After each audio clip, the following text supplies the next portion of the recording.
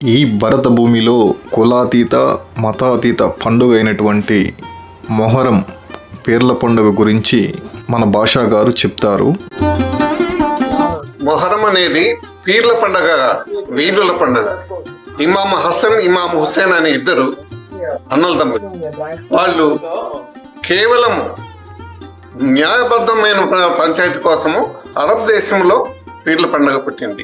దాన్ని వీరుల పండుగ తీసేసి పీర్ల పండుగ జరుపుకుంటున్నాం. కానీ వాళ్ళ చిహ్నమే పీర్ల పండుగ.